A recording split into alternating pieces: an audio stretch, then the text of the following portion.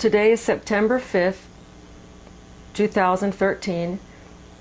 My name is Margaret Alfonso, and I'm interviewing David Atekpatzin Young, who lives in Boulder, Colorado. This interview is being also recorded for the Boulder County Latino History Project and the Maria Rogers Oral History Program, and I am the videographer. Welcome, David, and thank you so much for being willing to tell us your stories. Thank you. So my name is Atekpatzin. It is the name that was given to me when I became a curandero. And I'll talk about that a little later. My legal name is David Byron Young. My Christian name, when I was born, I was given the name David Randolph Esquivel. When I was baptized into Christianity, into Catholicism, my grandmother, who was my madrina, gave me the name of Emilio. I have other names that are spiritual names that come from the work that I do, and they're in native languages, but those I won't share here. I have lived in Boulder. We moved here when I was 16 years old, back in 1972, so that my mother could attend the University of Colorado here. I think I'd like to talk a little bit about my mother and about our history and our story, where we come from. First and foremost, I want to make clear, as I talk in this video, that we have used the identifier Chicano. We've used it as a political identifier. By that I mean, with the advent of all the things that have happened, Chicano is a word that reflects our history. We do not use the term Latino. That's a new age term. We don't use Hispanic, obviously, for a whole lot of reasons. And I think that's what's important for me to talk about in this video, and as we document this, is that our history is one. We're not immigrants to Boulder. I am Apache. Even though we call ourselves Chicano, I am Apache. We're Genizaro Apache. I'm registered with the Genizaro Apache tribe of Colorado. Our land stretches from the North Platte River to the Sonoran Desert, all the way down as far as Monterrey. And it stretches from the mountains all the way out to the Gulf Coast. So Apacheria is a huge land, it's a huge area. So being in Boulder is being home for us. We're not immigrants to Boulder. We predate the arrival of all the people that came from the east, the American explorers or invaders or whatever we want to call them. The inclination is to categorize us as Latinos and as immigrants to this area, and immigrants that came after the fact, that came after I use the word gringo, and I'm going to use it here. Gringo just means foreigner. And so after the gringos arrived here, then the assumption is that that's when history began. That's when Boulder began. But we've been here a lot longer. I grew up in southeastern Colorado on a reservation that people don't know about. It was called the Arkansas River Reservation. It was set aside for the Apache, the Cheyenne, and the Arapaho in the 1860s. After the ethnic cleansing that happened and the massacre at Sand Creek, then we were just forgotten about, and no attention has been given to that area. But that's where I grew up, in southeastern Colorado. Our family comes from New Mexico most recently. What happened is, over time, the Comanche came down out of the north. The Comanche are part of a branch of the Shoshone people. They came down out of the north, and they forced us as Apache people further south. So we ended up moving from about the Arkansas River, which is in Pueblo, down south into New Mexico. So most of our people lived in the area between the Arkansas River and down as far as the Pecos River, down into the plains of northern New Mexico. So that is who we are. We've been called a lot of things. We've been called Lipayanes, we've been called Catalanas, we've been called Jicarillas, Llaneros, Northern Lipanes. We're Apache people. This is our homeland. That's the point I want to make here. So as we talk about this, and we talk about this video, we're not immigrants. We don't come from Mexico. None of my ancestors ever came from Mexico. We're all here from the Southwest. With the advent of the American Indian movement and the Chicano movement, we came out of hiding. Not all of us ended up on reservations. My ancestors did not end up on the reservation. We are related to some of the people that are on the Jicarilla reservation in Dulce, New Mexico. We also have relatives that are down in the Mescalero reservation down southeastern New Mexico. But our people lived on the rancherias. And what happened is we escaped to the rancherias in the plains of New Mexico. And so in escaping to the rancherias, we stayed there and pretty much were undercover. But I also have to talk about the slave trade that went on. That as soon as the invaders came up from south, the people calling themselves Spaniards, most of them were Tlaxcalan Indians, but the ones that came up, they were calling themselves Spaniards because they had aligned themselves with the Castellanos, with the Spaniards and the Christians. Invaded New Mexico and began immediately a slave trade. And it's a slave trade that all the indigenous people in New Mexico became involved in. And as part of that slave trade, they would steal the children of the different tribes and then sell them to the colonizers. And so what happened is many of our ancestors were actually raised in the homes of Spanish-speaking Christian people, and then became adopted into these families. And as they were adopted into these families, they took on their names. So the names that we hear, the Gallegos and the Garcias and the Madrides and the Esquiveles, these are slave names. Most people don't know that. They don't like to talk about that in New Mexico. That has to do with the fact that as New Mexico tried to get statehood once they became part of a territory of the United States, the United States didn't want to give them statehood, and they didn't give them statehood for 50 years. The reason being is because the people in Congress recognized that they're all a bunch of Indians in New Mexico. Now, they didn't want to do that, so they've put forth this myth that they're all Spaniards. So if you go to New Mexico and you talk to them, all of them have Spanish blood, and they go on and on about their Spanish lineage and that whole bit. But it's just not true. It's just they had to do that in order to get statehood. Because if you don't have statehood, like Puerto Rico, if you don't have statehood, you don't have representation in Congress. You don't have a vote. You don't get to speak about what your needs are in your territory. So in that way, the people in New Mexico created this myth, and the myth was we're all Spaniards, we all come from Spain. But the fact is that most of the people are descendants of slaves that were brought into Spanish-speaking households, Christianized, baptized. And the term that they used to call them were Genizaros. We used to be called Genizaros when we were taken from our roots and put into a household where we were the slaves. Then at that point we were Genizaros. We're still Indian people, but we can no longer go back to our communities. Our communities wouldn't take us back. Moreover, we had now been Christianized. And so given that, we're descendants of Genizaros. That's why we're the Genizaro Apache. My grandparents grew up in New Mexico, and my mother was born in New Mexico, and she talks a lot about that slave trade. I'd like to talk about my mother, Maria Isidorita Esquivel. Most people knew her as Dora Esquivel. She also had two Indian names, and one of them meant in the presence of greatness, and the other one meant healing waters woman. And these were names, these are the English names. These are the names that were given to my mother also as part of the work that she did as a native woman, as an indigenous woman, as a Chicana, and over the course of our time here. But I want to read something that, I want to read her words so that she tells it instead about her youth. My mother passed away just recently in May. And so I'm in the process of working on a book, so I had the opportunity to interview her and use her words, and I'm using them in the book. But I like from her words for her to talk about it. And she says, when we moved to Colorado, we went de raganche, which meant that we were contracted for work with the coyote that brought us to Colorado. It also meant that my dad already owed him money, which would come out of Dad's future wages. My tío Tomás and tía Ramoncita and their children also moved to Colorado. I remember a large number of people being on the back of this big truck covered with a tarp, and all of us crowded. It was nighttime.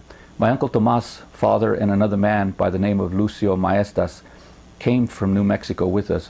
They started working in La Junta with Everett Marshall, the wrestler. We lived northeast of La Junta on Marshall's property in some caboose cars and a house.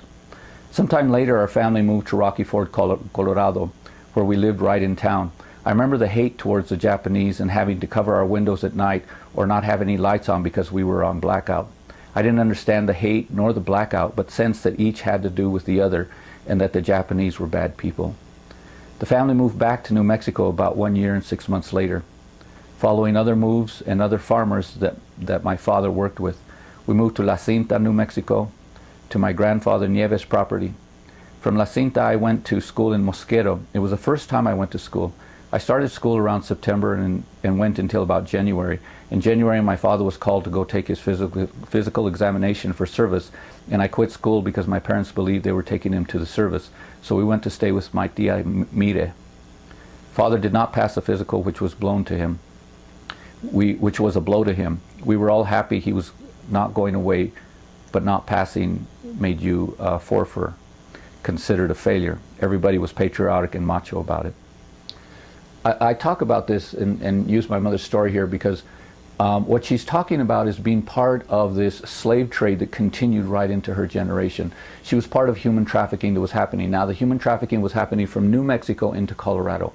So many of the Chicano people, now calling themselves Latinos, that live in Colorado, who no longer speak Spanish, have come up through the course of generations over the last 100, 150 years to work in Colorado, to work in the agricultural fields, but also to work in the factories and work in the industry, the service industry here. Most of the people came out from Colorado. There were some that came out from Texas and perhaps some from Arizona and maybe California. Most of them from New Mexico. So they have these same connections and same family ties, and it's merely an extension of New Mexico. A lot of them still go back to New Mexico. We still have family and we go back there, and we go back for our ceremonies in New Mexico. The slave trade has changed, so now people that are brought up by the coyotes are actually brought up from Mexico instead. Sort of exhausted this labor pool from New Mexico, and so now they bring people up. And also like with the Bracero program that happened in the early part of the 20th century, bringing up Mexicanos to work and stay here. So this is always a contentious issue. The labor is needed, they bring people up. So my mother was part, and my family was part of this whole labor pool, but at the same time this sort of slave trade, this human trafficking that was happening, that's a part of our youth. I talk about this because we don't think about this in terms of, well, what were people doing in Boulder when they settled here? Well, a lot of them were coming up to work. It was an economic need to be here in Boulder. And Boulder has been a place, once the gold rush started, a place where there has been opportunity, financial opportunity, economic opportunity. So we see people coming up here for this reason. Same reason that people came from the East, economic opportunity. But somehow it's viewed as differently when brown people come up and do the same thing. So this is my mother. She always considered Boulder her home, even though she had lived in other places, born in New Mexico, lived in southeastern Colorado. There's a point at which when we moved to Boulder, this is where my mother sort of flourished. She was an activist in her own right, and within the Chicano movement, people knew who she was. This was a woman that they went to, and she, throughout her entire life, was an activist and did a lot of work. A lot of that work was also here in Boulder. She did a number of different things. Let me sort of list some of these. So she was involved with UMAS, obviously. There are many of the people that came to Boulder, and as soon as they got here, they got involved with UMAS. UMAS over time has changed, and obviously the movements have changed, but Mother was very influential in much of what happened there. She was involved with the United Farm Workers, and so she knows Dolores Huerta, she knows a lot of the people. We had met Cesar Chavez. Obviously we were involved with the Crusade for Justice with Corky Gonzalez. So these are all people that were part of who we were. We knew Russell Means. We were involved with the American Indian movement. One of my aunts, Coneja, actually was in Wounded Knee at the time of the occupation in 73. My mother worked with El Diario, which is a newspaper on campus, and so you see her in that newspaper because of her activism if you go to the archives here at Norland Library. She was a member of La Raza Unida Party. We both were part of that, so we did a lot of the work around that. Again, these are things going back to the 70s and the early years of our activism and involvement here. My mother also became involved in the early 90s with the Communist Party. And she was connected with a group that came out of California. a group of Chicanos that were involved in the Communist Party. One of the things that they did, well, there were a couple of things, but one of the issues that came up, and this happened in the 90s. There's a group of very bigoted and racist people out of Colorado Springs. That seems to be a bastion of racism over there, and Christianity. They started something called the English Only Initiative, and they actually got the law passed. But my mother was very much a part of that movement of trying to stop the English Only law. And the English Only law says, it's just one little line in the Constitution of Colorado, and says the official language of the state will be English. What's not said is what they mean. We don't want you people that speak other languages, particularly Spanish, who we consider you to be Mexicans, thereby immigrants, thereby illegal, thereby not belonging here. We don't want you speaking other languages. We don't want to have to think about or hear or have to deal with you. So if we make this law, thereby you are also illegal. There's a whole lot of stuff behind it, and we got this. We got this. So my mother fought a lot to try to stop that law from being passed. The law was passed anyway. Shortly thereafter, the same people brought in Amendment 2 and attempted to get Amendment 2 passed, and they did. Amendment 2 was the law that was passed that in essence made gay men and lesbian women also illegal. You could fire them, you could refuse housing. All the things that we consider to be civil rights were denied to people under Amendment 2. Now, Amendment 2 didn't stand up to the courts. So, even though the law was passed and it's still on the books, the fact is it can't be enforced because the Colorado Supreme Court and the Federal Supreme Court ruled Amendment 2 unconstitutional. And I fought against that one. So that was my fight and my involvement with that. But this is some of the work we did. Also, our community has been strongly impacted by a number of things, but one of them was HIV. And so as a consequence, my mother and I were both also involved in all of the movements relative to doing what we can to prevent HIV infection, particularly in the Chicano and Mexicano communities, also in the Native American communities. And so as a part of this work, we've both been involved with the Colorado Department of Public Health, and she sat on a committee for many years attempting to influence policy around that. My mother also worked in San Juan. San Juan is one of the barrios here. People have talked about Alvarado Village. The thing about Alvarado Village, there were some Chicanos that lived there, but it's a very small area, and the families that moved into there never moved out. They went in there, got it, they were entrenched, no one else could get in. So that was one of the things. But a lot of our people ended up living in San Juan, which is another of the barrios here in the area. There were some other significant Chicano families that lived in it's called the Iris Hawthorne area, which is in North Boulder. But we lived in San Juan for a while. My mother set up an office there in San Juan related to Brenda Lyle and the work that she's done in the African American community. They set up an office there, her and Ram Brambila, and it was called the Chicano Planning and Development Council. And a lot of the work that they did, my mother was also paralegal. She had a degree in sociology, bachelor's in sociology, but she also had done some paralegal work. And so this is what they did in this office. They were sort of they served as advocates, particularly for Spanish-speaking, for Chicanos and Mexicanos, but for Spanish-speaking people, but for people who didn't know how to access or work through the systems, the legal systems here. And it's as simple as a job application sometimes, but as sophisticated as courts cases they had to go to.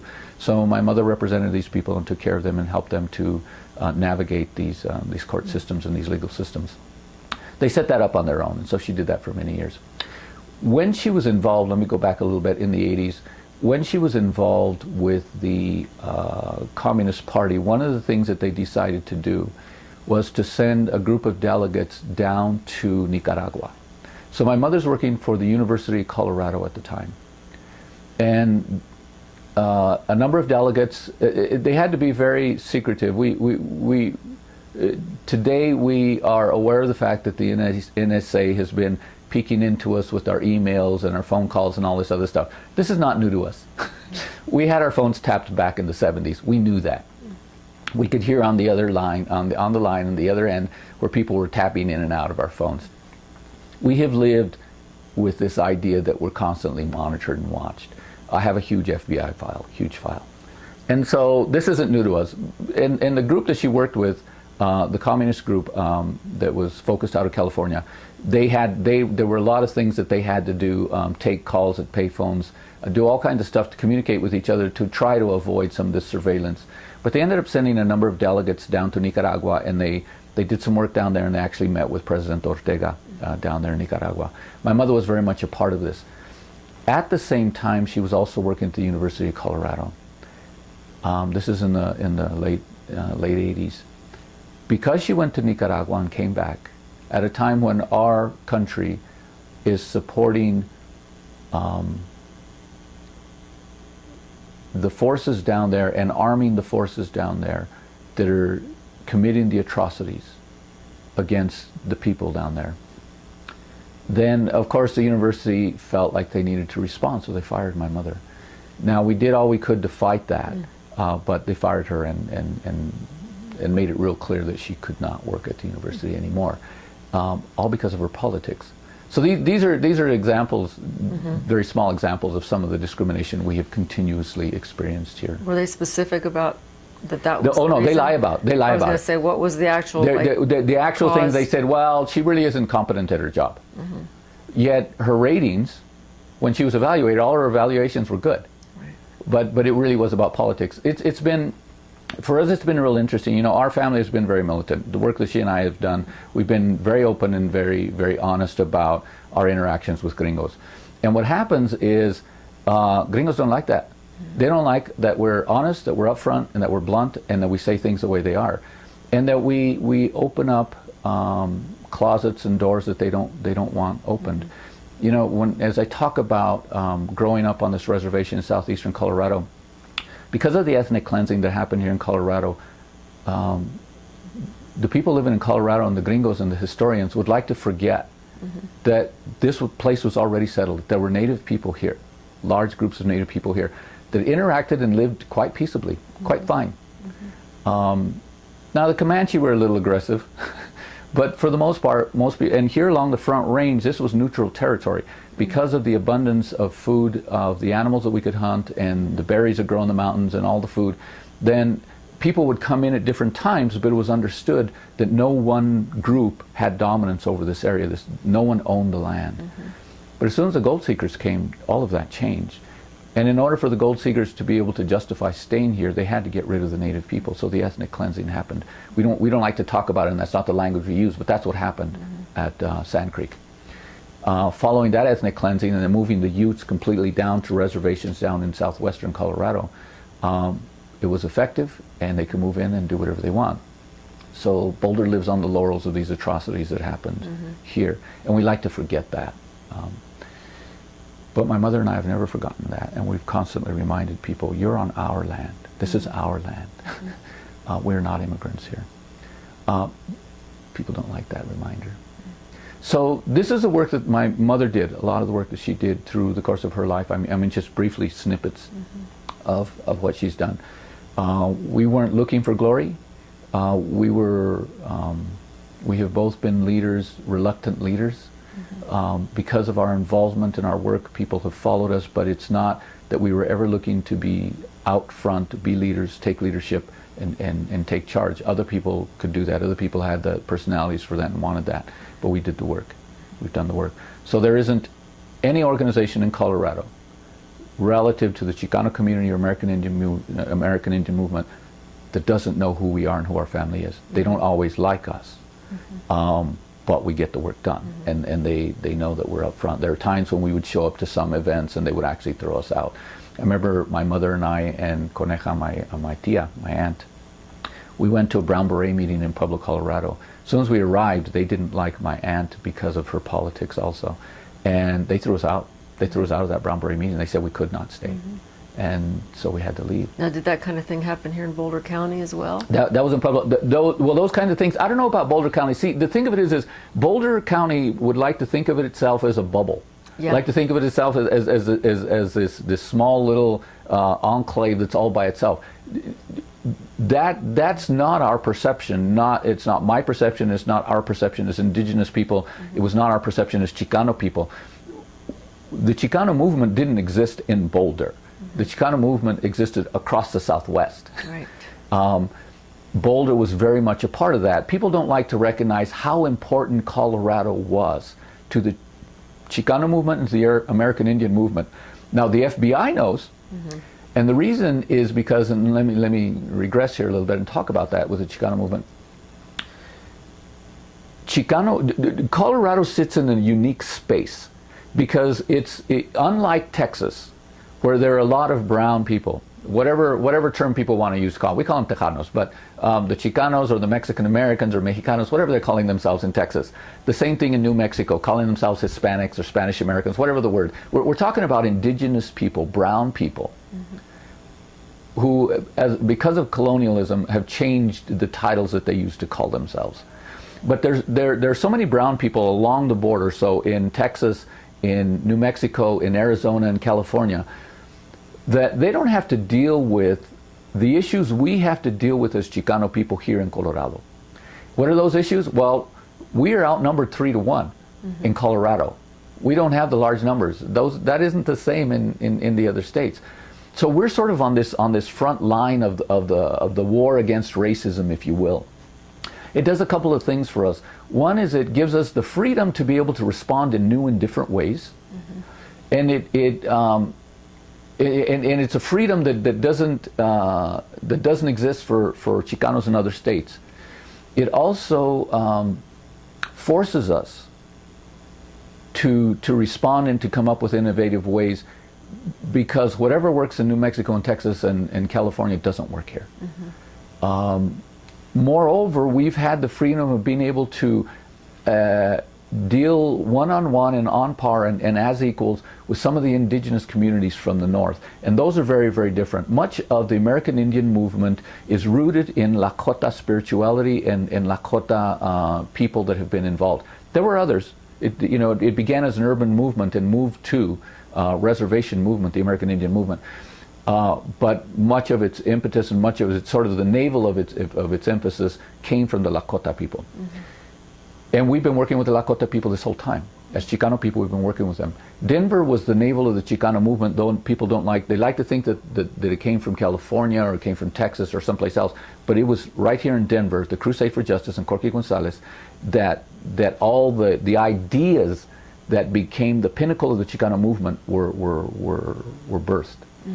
So when we think of El Plan Espiritual de Aztlán, so all the words that we use, when we talk about Aztlán, that came out of Denver. When we talk about La Raza de Bronce, that came out of Denver. When we talk about ourselves as a cosmic race, that came out of Denver. Now this is all stuff that goes back to a writer in the 1920s who's really trying to respond to the eugenic movement, Vasconcelos. And Vasconcelos writes that we are a people that we're also white and need to be recognized as white. So he's trying to buy into this white eugenic. And I don't know if the Chicano people read his whole essay, but they pulled his language out, Raza de Bronce, Raza Cósmica, and all that stuff. But what came out of it, what was critical and important, was this recognition as Chicano people that we are indigenous people, that we're not immigrants, we're not Spaniards, even though we'd like to claim that. It doesn't mean that we weren't influenced both by blood and by culture and by many other things, by colonialism. We were. It shapes who we are. Oftentimes, Native people call themselves Native Americans or American Indians, don't want to recognize Chicanos, indigenous people. They see us as Mexicans. They have the same colonized thinking as white people. So, but we understand that we're indigenous people, and particularly indigenous to the Southwest. We don't exist. You won't find Chicanos anywhere else in the world. But we had the unique opportunity to work side by side with the Lakota people on what they were doing. When the occupation Wounded Knee happened, there was a huge march here in the month of March in 1973 in Denver, Colorado. At the front of the march was a contingent of people who identify as Native American, as American Indian. And behind them were thousands and thousands of Chicano people. The FBI saw this and took note. It's in their stuff. If you read the work done by Ernesto Vigil on the Crusade for Justice, he actually accessed all those papers from the FBI. And they're real clear that if we allow Chicanos and Native Americans to recognize their connection, their racial connection, and to act on that, we're not going to be able to stop this movement. So the FBI did everything they could to stop that. They surrounded the people. It was a war zone there in Wounded Knee, and my aunt was in there. And then in Denver, they bombed the Crusade for Justice. They bombed one of the apartment buildings they were at, and they killed Luis Junior Martinez. These are all people we knew and that we hung out and we spent time with. And the point in all of this is that all of this is happening. We may be living in Boulder, but we're very much in Denver. We're very much involved in all that's happening at the Crusade, and also very much involved with what is happening at the farm workers. Let me digress here a little bit. A lot of people think of Cesar Chavez as being a Latino leader, a Chicano leader. He was not. Cesar Chavez was very clear. He said the Chicano movement is a bunch of bullshit and rhetoric. That's his language. He was not a supporter of the Chicano movement, although he would access the Chicano movement because he knew the Chicano people absolutely supported him. Unquestionably, we supported him. And so people want to make him an icon of Chicanismo or the Latino community. But he's not the real icon. The real work was being done here in Denver by Corky Gonzalez and all the people with the Crusade, which includes all of us by extension, which very much included the people in Boulder. The students in Boulder were entrenched in what was happening at the Crusade. The Crusade didn't move or do anything without our involvement. So to think of Boulder as this little bubble that is isolated and alone is the wrong way to think about Boulder. As Chicano people, it's never been. All of this is our land, from Wyoming down to Monterrey, Mexico. All this is Apacheria. We can move freely in all of it, and we have. We were a nomadic people and continue to move, and we continue to do that. So to think of ourselves, oh, I've lived in Boulder. I've lived in this one space for 20 years, but we've been here in Boulder since '72. The fact is, and involved in a lot of things, Boulder is not the sum total of who we are. We are much more than that. Boulder is the front line where we choose to do much of our work. But it's, as I say, it's not the sum total of who we are. So. Can you talk about some of that work that you're... So we were involved in the Chicano movement, and we've also very much been involved in much that has happened at the University of Colorado. My mother was involved in UMass for probably close to 20 years, from the 70s probably into the 90s.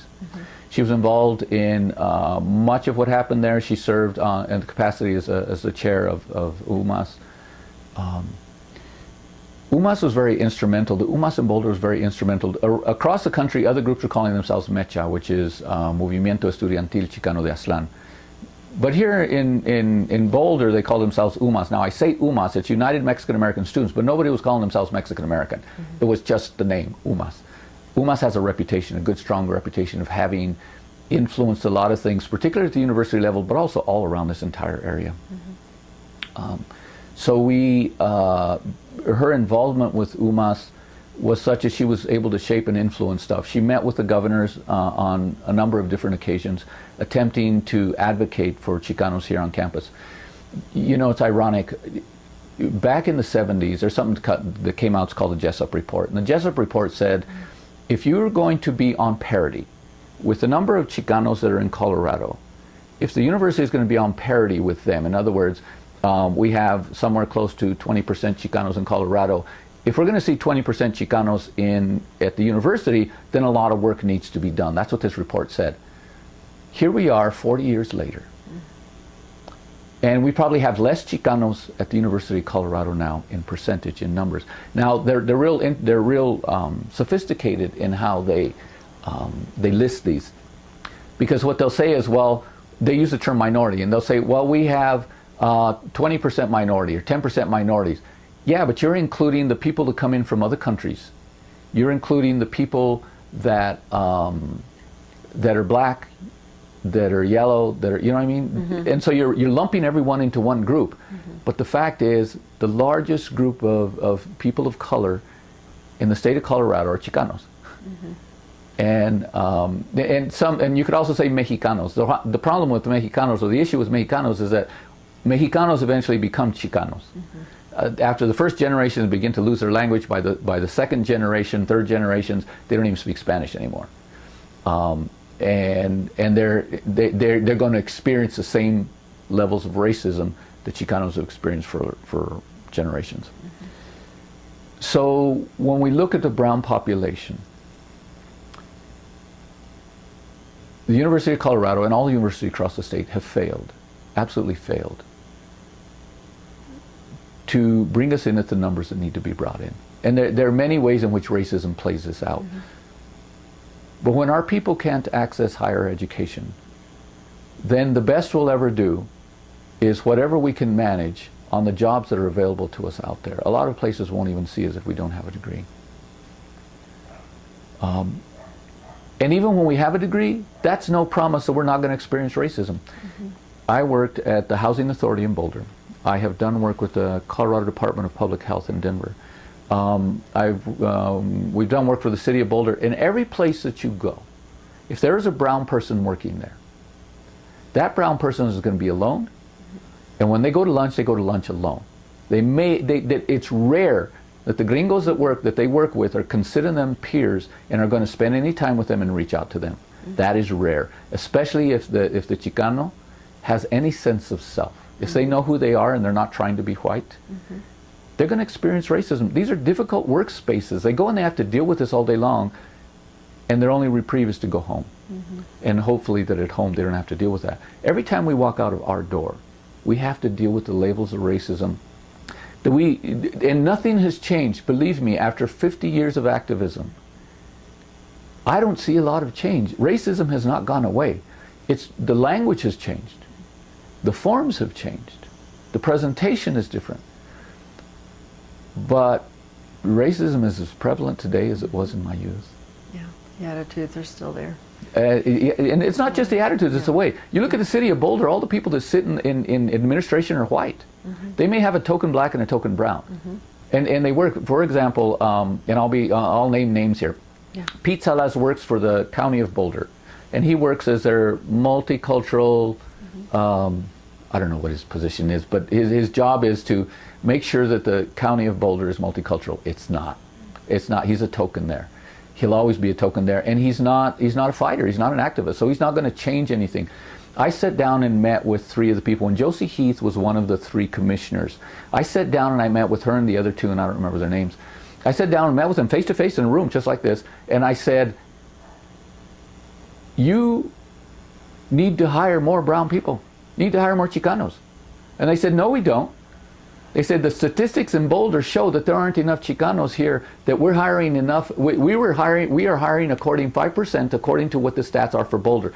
I said, but you don't serve Boulder, you serve the whole county. They said, this is all we have to do. And they got up and they walked out. They did not want to sit and listen with me. I've had these conversations over and over and over with many of the city officials. I actually ran, in 1987, I actually ran for the City of Boulder. Briefly, my intent was never to run to win to sit on the city council. But I ran because at that time we were also trying to pass a gay ordinance. This is way back when. Today, DOMA and the Marriage Act and all the other things that have happened, there's been a lot of progress made over the years. But in 1987, nobody wanted to touch that. People were running for city council, didn't want to touch the gay issue. So I got on it, and the first phone call I get from the newspaper say, so you're a gay candidate. It didn't even ask the question, just presented it that way. But what it did is it forced all the other candidates to address the issue. And by forcing them to address the issue, now it was on the table, and we got it passed by a mere 300 votes. A mere 300 votes, we got that ordinance passed. So I have dealt with these. I sat down when Frank Bruno was the city manager, at a point when they came in and they put out our fires. We're having a sacred fire, we're having a sacred ceremony. They had been informed, the City of Boulder, the dispatch had been informed and said, we're going to have this ceremony up on Belmont Butte. The police show up with their dogs and with their guns, and they put out the fire, and they just disrupted the ceremony. This was in the early 2000s. Okay. And so they come and they disrupt. This was not their first ceremony. They had already been and disrupted one of mine. My older brother was running that ceremony. There's one that I ran on Hanover Street in South Boulder, that they also showed up, came in, they said, there's a fire ban, you can't have this. Which was not true, because a fire ban pertains to public lands. Municipalities make their own rules. So they had no jurisdiction there, absolutely none. But they came in and disrupted our fire and put it out, and they're constantly doing this. Over and over, we've had to deal with our fires being put out, our drums are too loud, all the things that we do as part of ceremony. Right. We've had to contend with police showing up and stopping us. So they showed up at the ceremony my brother was doing, and I immediately got on the phone and I called the newspaper, so I made a big deal about it. I forced it into the paper. And that forced the hand of the City of Boulder. And I sat down, I took Frank Bruno to lunch, And we sat down and we talked. I said, Frank, this is what you need to do. I said, you're wrong in what you did, and this is how we need to address it. Now, AIM also got involved, and AIM showed up, and when he went to meet with some of the leaders, he met with some of those people, but I'd already met with them. We'd already had lunch that day. And I told him, this is what you need to do. For the first time ever, the City of Boulder apologized to the American Indian community for what they had done, because they were wrong. They were absolutely wrong. They made promises That's a big then. shift. That was a huge That's shift. a But big that was shift. Frank Bruno. Frank Bruno was a good man. Frank Bruno was willing to reach out and do the work and learn and pay attention. We've had no one like that since, and we had no one like that before. During that time, there are two people, and I need to say this publicly. Mike Patton, Doug Newcomb, I sat down, I met with them, and I said, this is what we need. We need a space where we can go and build a sweat lodge as an indigenous community and have access to it, unfettered access. You manage all this land, all this public land. Some of it private. People aren't aware of this. Some of the land is not accessible to the public, even though we've paid for it with public taxes. I said, but we as Native people, this is our land, and we have no place to go pray. No place. And they said, not to worry, we'll take care of you. He says, if it doesn't work out on Belmont Butte, we'll find another space for you. They lied to me. They have never kept their promise. When I call Mike Patton and I call Doug Newcomb, they continuously say to me, we never made that promise. I should have recorded it. I know better than to trust gringos. I know better than to trust them, because this is what they do all the time. This is what people have continuously done when we've tried to And call Doug them on their Newcomb stuff. is with public lands, right? Doug Newcomb and Mike Patton Open oversees space. all the open space. Both of them do. Right. And so this has been an ongoing situation for us. We're here on our land in Boulder. We don't ask for anything less than what everyone else has. All the invaders, you know, for the same level of respect, same level of access. A farmer can access public land and put his cattle on there without any problem. He doesn't even pay very much money. He pays almost nothing. We can't access that same land to do something, our land, to hold the ceremonies that have traditionally been our ceremonies. Where can that shift happen again? Because when I think about the Chicano movement, like up at CU where it was strong, and we're talking about people that you know, Richard Garcia, Freddie. Freddie Freak. Freak, Yeah. who's going to be here Freddie in town this Trujillo. week. Yeah. Agustin Cordova. And a lot of people that had that same passion that you're expressing now of not having a voice and wanting to be heard and wanting things equal. But now, like today, there's not a Chicano movement. There's like groups and individuals and doing their work. What's going to bring that together? Is there something that you see, a vision that you see to bring that together, so that that fight doesn't have to be with that same You know, one of my Do you know issues. what I mean? Yeah, Do you know what I I'm do. You trying know, to another person that's done a lot of work here is Danny Escalante. Right. I don't know if I know there's some other people. I named some others. The Girones were the families that lived up in North Boulder who did a lot of work over the years. Obviously, Richard Garcia did some work. There were others here that were involved in a done thing. Pete Salas obviously has done, you know, what he does through his job. I don't consider him a major advocate by any means. Rich Lopez, his political positions.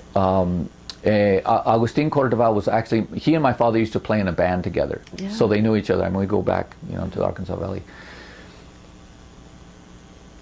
There has been a shift. I'm still involved. I have been involved with 2 annual conferences that are hosted at the University of Colorado that are put on by Boulder Valley School District. One of them targets Latino youth. The other one targets American Indian youth. Now, Danny did a great job, an excellent job, when he put on the conferences for the Latino youth. But Boulder Valley School District gives lip service to people of color. I went toe-to-toe countless times with Chris King, who was the superintendent, because he could talk a good political game. He knew all the language, all the PC language, but the guy was an absolute bigot. The guy was a bigot.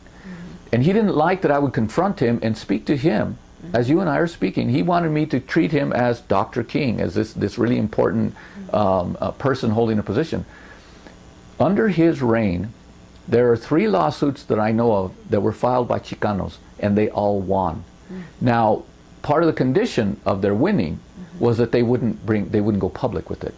So these three people that won very significant lawsuits of claims of racism against Boulder Valley School District teachers happened under his reign. How does that happen if you're really so PC and really doing the right kinds of things? It's under his reign that they also closed the only bilingual school we have ever had in Boulder, Washington. Washington Elementary. Excellent school. Great school, did great things. They closed it. Why? Well, because it was Spanish speaking. They just haven't supported it. They haven't supported it. So the only school that is bilingual with all the Spanish speaking people that are in Boulder County, there's one, and that's Pioneer, and that's in Lafayette. So we've done these conferences annually in some way to instill within the youth, the Chicano, Mexicano, Latino youth, whatever you want to call them, and with the Native American youth. Today we have people organizing these conferences that they just as well be white. The models that they are using are white models, and they do not work for our community. They haven't bothered to educate themselves around what needs to be done to absolutely bring these kids forward and help them to find the resiliency within themselves to be able to deal with the daily racism they're going to have to deal with. These young people are living in this fantasy land of Facebook, and they think that activism is posting something on Facebook. They think that somehow when they're going to go to school and they're going to graduate and they're going to get good jobs. They're not. Getting even a degree. I have a master's degree, but getting a four-year degree, a master's degree, a PhD does not guarantee when you're brown that you'll get a job. As Chicano people, we are the least recognized people of all minorities. I don't like that term and I don't use it. Of all the communities of color. There's always the black and white paradigm that people show. And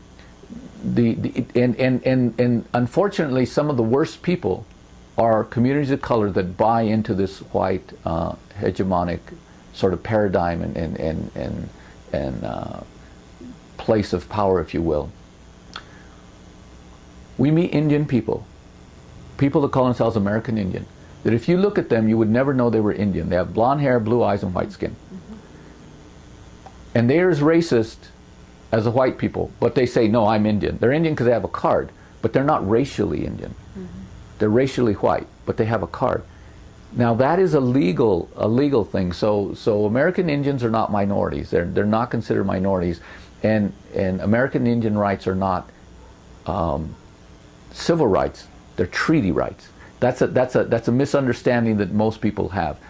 We as American Indians were granted rights. We retained our rights when our land was taken. We had agreements. This is what you'll do for us.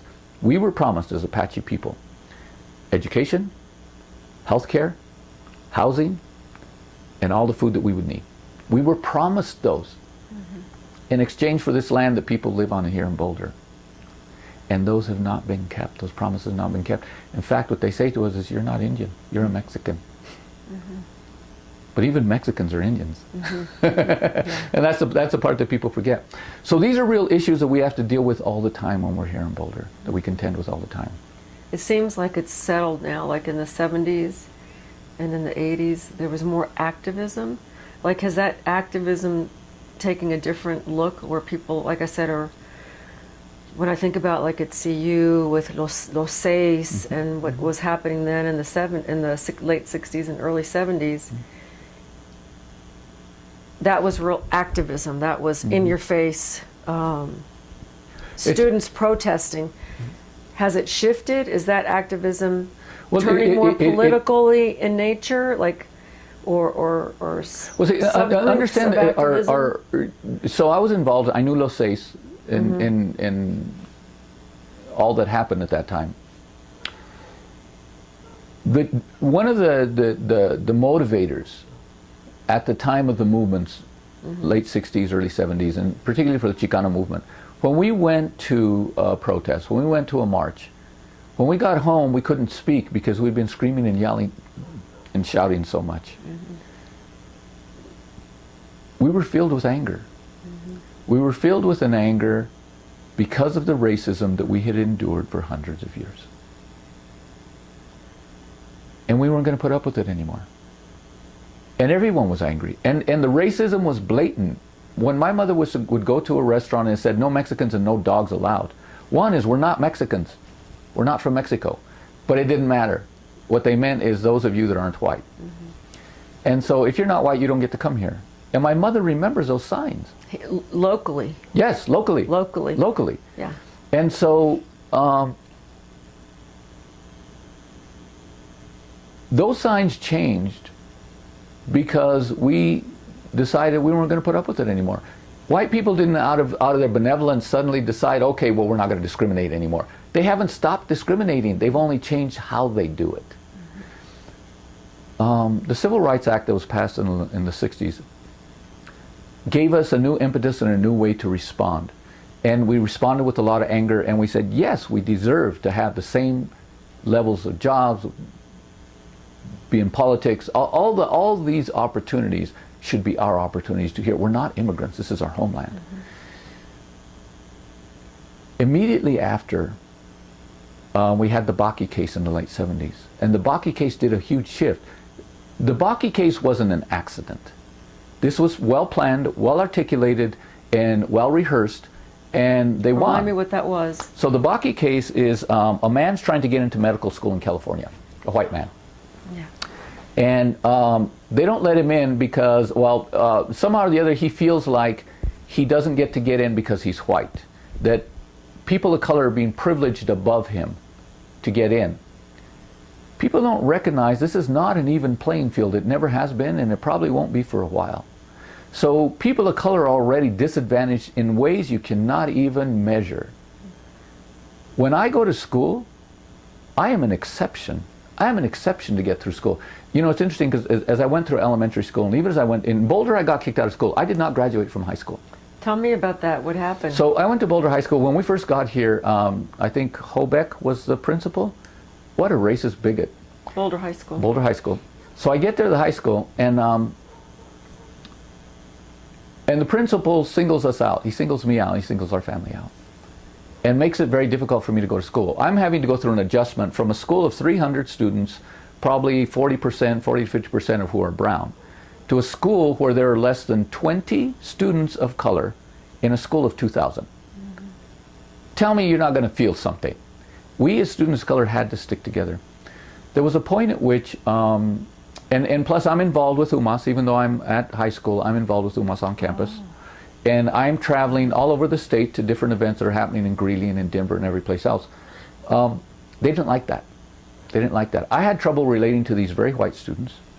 I had a lot of difficulty adjusting. And the principal didn't make things any easier.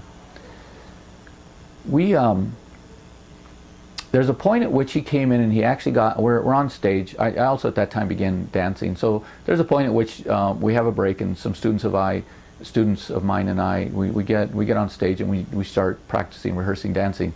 We're in the auditorium. There's no one in there. There's nothing else going in. But he comes in and decides to throw us out, and he gets pretty nasty about it. He actually throws me down the stairs. Oh my gosh. I took him to court on this, but it never stood a chance. It never went anyplace. He eventually throws me out, and he threw me out. He kicked me out of school. I ended up being expelled a total of 45 days, which means that in my junior year there was no way I was going to make that up. And he kicked me out because in the courtyard area there in the middle of Boulder High, some cowboys, there were cowboys in Boulder at the time when I came here. There was a lot of rural area, and all this area, there were rodeo, there were a lot of things. Here. Yeah. And so these cowboys had called one of the black women a bitch. So the black men responded, and they're confronting these cowboys. Now, I don't have a choice. I'm sorry, I'm not one to sit back and do nothing. I don't have a choice. As one of the brown men, I have to support the other people of color there at the school. So we're there supporting them. So the leader of the black men and me get kicked out of school. The white guys who started the whole thing, nothing happened to them. There was no way I was going to graduate. So I left school and I went and got my GED and enrolled in college, and I was accepted here at the University of Colorado. I didn't go to the University of Colorado because of the killing of Los Seis. And my mother thought, you're going to get killed here. So she took all of us, our family, and took us back to the Arkansas Valley for a short period of time until things calmed down. I knew all the people with Los Seis. I know what happened. I wasn't in town at the time because they had kicked me off the campus. The police had pulled me aside because we had taken over TB1. And we took over TB1 because Joe Franco and Frank Acosta were just absolutely not paying attention. So over the course of a couple of years at UMass, one of the things that happened is when UMass was first started up, they were able to get good people to help run the programs. There were two people in particular that did a great job, and Granados was one of them. He's one of the Los Seis that was killed. But they ended up throwing these people out, and they brought in two people, Franco and Acosta. And Franco and Acosta, to them it was just a job. They didn't care about the students. They really didn't. Where were they working? And this is so they were working here at the University of finance? Colorado. They were working at the EOP programs. These don't exist anymore. They phased these out into multiculturalism. Yeah. What a sham. But in these EOP programs, there's an EOP program for the Asian, for the Black, for the Chicano and American Indian. So there are 4 EOP programs. They oversaw the EOP program, the UMass EOP program, which is different than the UMass student program. They oversaw this program for Chicano students. In 73, in the fall of 73, the Chicano students were not getting their financial aid. And we were involved in the process of trying to get financial aid there. They met for weeks and weeks and weeks with Corbridge and Quigley. These are the two people that are in charge. And they're doing nothing for it. In fact, they're giving lip service and they're absolutely making excuses. So here we are now into October. Students are trying to get their bills paid, get their tuition paid so they can continue and be good students. And they're not getting their money. Excuse me. So the students felt like there was nothing else they could do. And a group of us went in and took over James Quigley's office. We told the secretary, get out of here. We closed the door, put the desk up against the door and closed it. There were about 6 or 7 of us in there, my mother included. But we didn't do this without planning. In short order, the students had been pulled out of all their classes and there were hundreds of students outside of Regent Hall protesting and assuring that no harm came to us.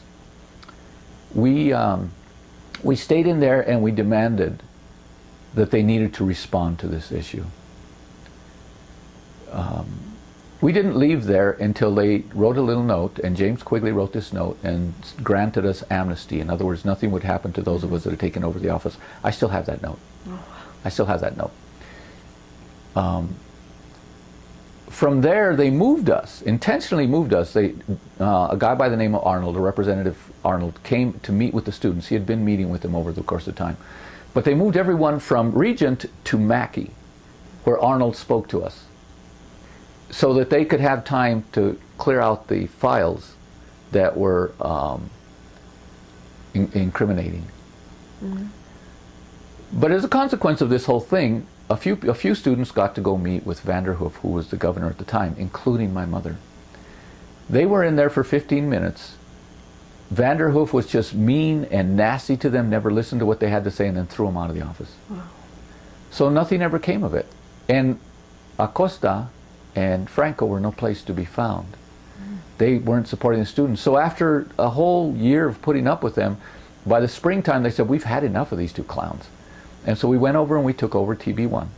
Went into the office, took over, threw all the EOP people out and took over the whole building.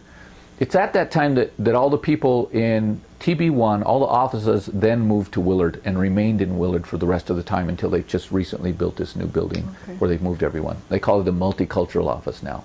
Everything's multicultural. So everything's been diluted. So there are no Chicanos anymore. Now we're Hispanics and Latinos, and we're diluted with all the other people that are part of a Spanish-speaking community. And they've forgotten that we're native people, we're indigenous people. Chicanos are indigenous people. So we take over TB1, and we stay there for a protracted period of time. Nothing is happening. Joe Franco and Acosta are entrenched, and they aren't doing anything to change. They're meeting, but they're not budging. Unfortunately, 2 carts loads of Chicano activists get killed, and very significant activists. Iberto Terán was an activist and well known. He came up from Texas, well known in his own right. Freddy Granados, well known, had done a lot of work here at CU, very influential person. Neva Romero, someone that has absolutely been involved. Reyes Martinez was the brother to Francisco Kiko Martinez, who had just been accused of sending bombs in the mail. So Kiko he'd gone off to Cuba is where he had gone. And so he's gone, he's out of the picture. And Reyes is very angry about this because no one cares enough to do anything. But Reyes is killed. Una Chacola was his girlfriend. There were some other people that were also there from Denver that came up, and these were significant, important people in the Chicano movement, and they were taken out. We know that the FBI inserted themselves into many of our movements by putting informants and sometimes putting people in and stirring up trouble. And we know that they were very much involved in these two bombings, in what happened in these two bombings. So we had 6 significant people killed. And another one injured. People don't talk about Antonio Alcantara, but he was injured, he lost his legs, and he's still in Denver as far as I know. 2 car bombings, number of people. They've kicked me off campus. They accused me of having a firearm.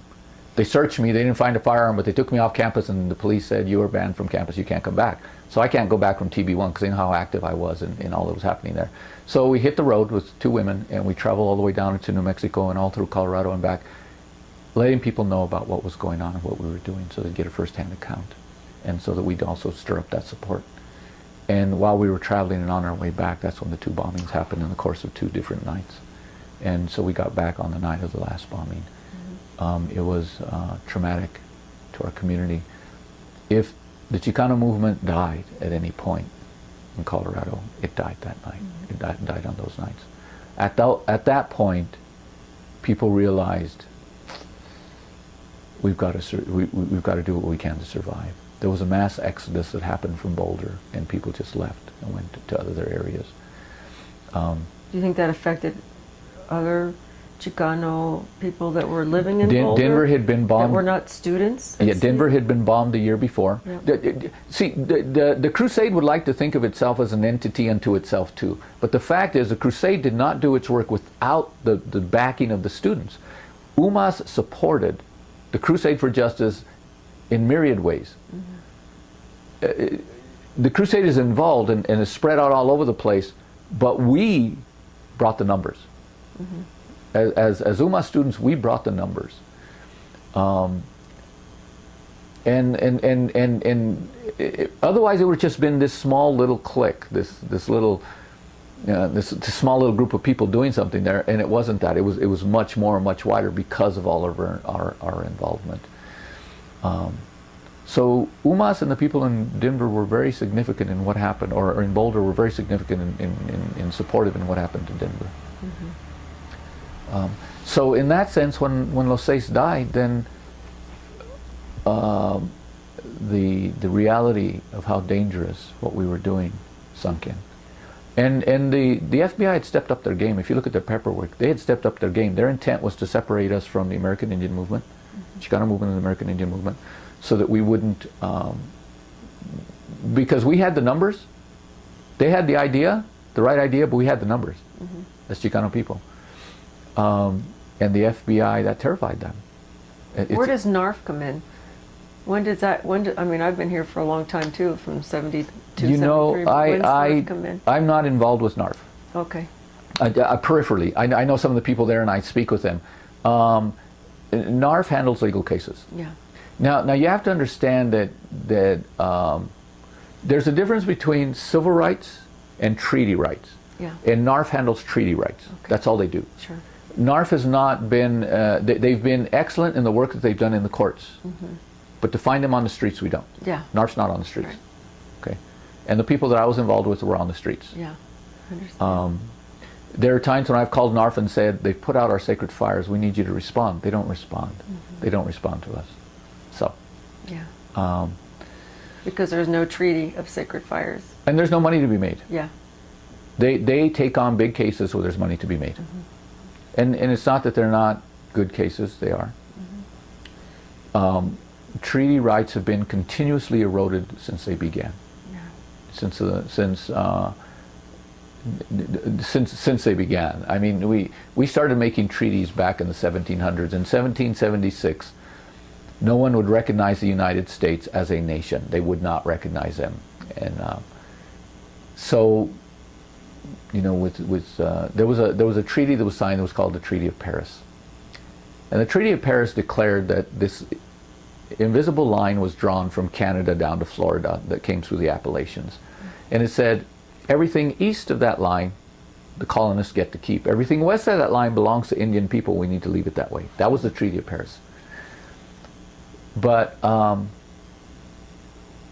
the colonists, our forefathers, had prospected on the land on the other side. They say that the reason we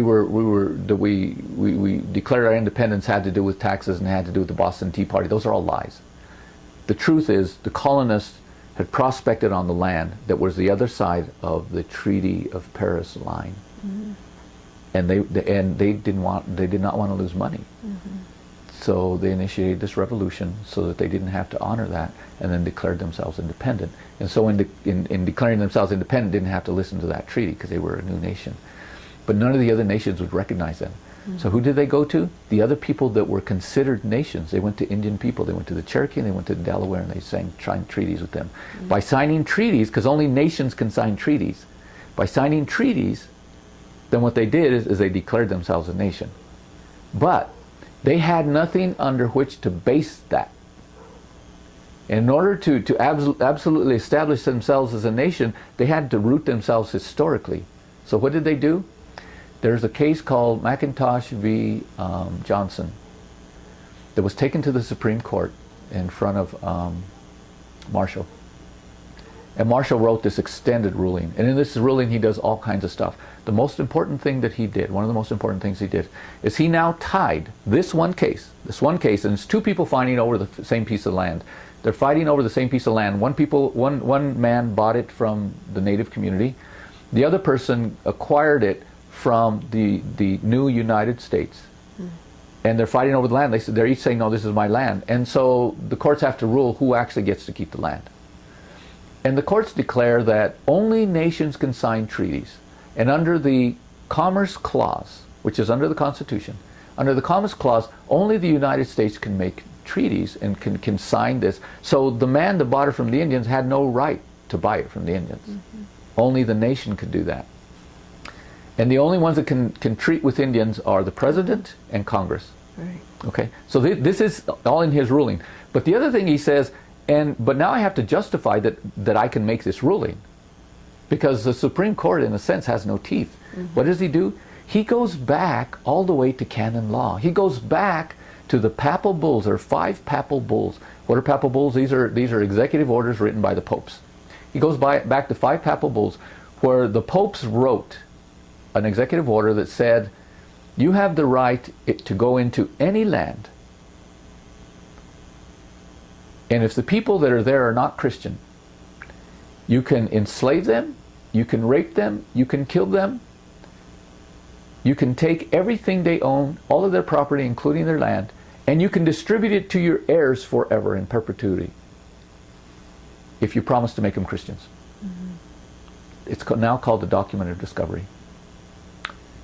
So all of this is the premise under which Marshall now ties what he calls natural law to the Constitution of the United States and into this one court case ruling that he's making. The interesting thing is that this is Catholic law, and the British are not Catholics, they're Protestants. So they had to come up with another one, and what the British did is they wrote their own law, and their law was called the Norman Yoke.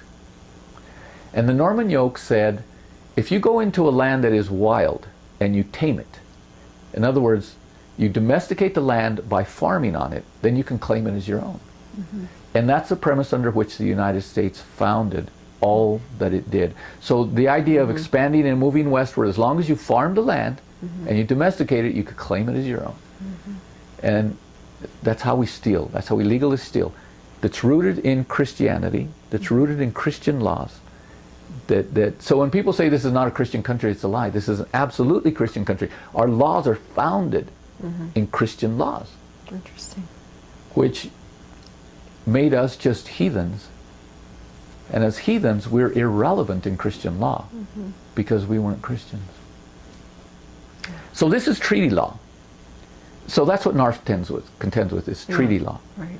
As Chicanos, we don't fall under treaty law. We do fall under one treaty, and that's the Treaty of Guadalupe Hidalgo. But Article 10 was pulled out of that treaty when it was ratified by Congress, because that's the one that absolutely gave us our rights as citizens. What did that treaty say?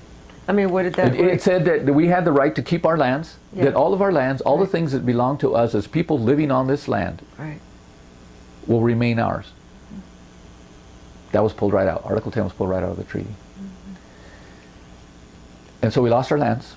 Many of the people in New Mexico lost their lands. They were stolen by the gringo invaders that came down, the American invaders that went down and settled into New Mexico and Texas and all over.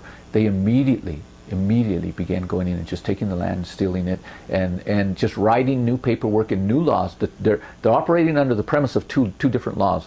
One's operating under laws that came through Spain and into Mexico, into New Mexico.